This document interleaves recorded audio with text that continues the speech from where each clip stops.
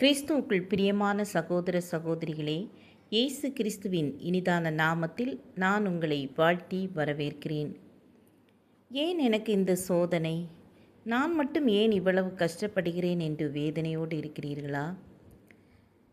நம்முடைய வேதாகமத்தில் யாக்கோபு எழுதின நிருபத்தில் 1 அதிகாரம் 12 சோதனையை சகிக்கிற மனுஷன் பாக்கியவான், அவன் உத்தமன் என்று விளங்கின பின்பு கர்த்தர் தம்மிடத்தில் அன்பு கூறுகிறவர்களுக்கு வாக்குத்தத்தம் பண்ணின ஜீவ கிரீடத்தை பெறுவான் என்று எழுதப்பட்டுள்ளது. சோதனையை சகிக்கிற மனுஷன் பாக்கியவான்.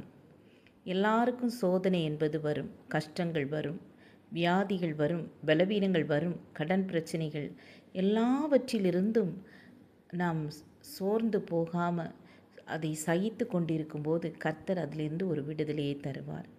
அருமையான ஒரு கதை ஒன்று உங்களுக்கு சொல்கிறேன். ஒரு சின்ன குருவி ஒரு அழகான கூடு கட்டி அதில் சந்தோஷமாக வாழ்ந்து வந்தது. திடீரென ஒரு நாள் பயங்கர புயல் அடித்து அதனுடைய கூடு என்ன செய்தது? பறந்து போய்விட்டது. இது பறந்து கொண்டே அழுது அழுது, இறைவா, ஏன் என் வாழ்க்கையில் இப்படி ஒரு சோகம்? நான் கஷ்டப்பட்டு கட்டின வீடு இந்த புயல் காற்றினால் அடித்து செல்லப்பட்டதே, நான் எங்கு போவேன் என்று வேதனையுற்று இறைவனிடம் கேட்டதாம். அப்பொழுது இறைவன் சொன்னாராம், அதனுள்ளே ஒரு பெரிய பாம்பு இருந்தது. அது உன்னுடைய முட்டைகளையும் உன்னையும் சாப்பிட்டு விடும்.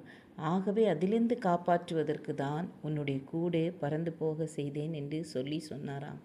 அப்பொழுதுதான் அந்த குருவி நினைத்ததாம், அப்போ இறைவன் என்னை காப்பாற்றியிருக்கிறார், என்னுடைய குடும்பத்தை காப்பாற்றியிருக்கிறார் என்று நினைத்ததாம். அதே போலதான் நாமும், ஏன் எனக்கு இந்த சோதனை, ஏன் எனக்கு மட்டும் இந்த வேதனை, எனக்கு மட்டும் ஏன் இவ்வளவு கஷ்டங்கள் என்று நாம் சோர்ந்து போய் உட்கார்ந்து விடுகிறோம். எவ்வளோ மன கஷ்டங்கள், எவ்வளோ மன வேதனைகள், கலக்கங்கள். நீங்கள் ஒரு நிமிடம் பொறுமையாக இருந்து யோசித்தால், இந்த சோதனையை நாம் சகித்து பொறுமையாக இருக்கும்போது கர்த்தர் அதிலிருந்து நம்மை வெளியே கொண்டு வருவார். ஏதோ ஒரு காரணத்துக்காக நமக்கு இது நிகழ்ந்திருக்கிறது, நாம் இதிலிருந்து வெளியே வந்து விடுவோம் என்ற நிச்சயத்தோடு ஜெபித்து அவரிடத்தில் நாம் புதிய பலனை பெற்றுக்கொள்ளும் போது கர்த்தர் ஆவியானவர் நம்மோடு கூட இருந்து எல்லா துன்பத்திலிருந்து விடுவித்து நம்ம என்ன செய்வார்?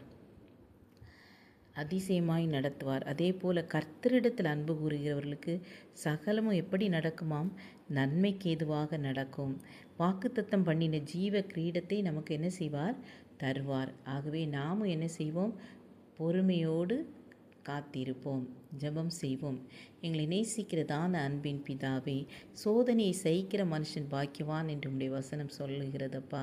நாங்கள் எந்த சோதனையாக இருந்தாலும் எல்லாவற்றையும் சகித்து உமக்கென்று சிலுவை எடுத்துக்கொண்டு நாங்கள் நடக்க எங்களுக்கு கிருபை தரும்படியாய் ஜெபிக்கிறேன். இயேசுவின் நாமத்தில் பிதாவே, ஆமேன், ஆமேன். God bless you.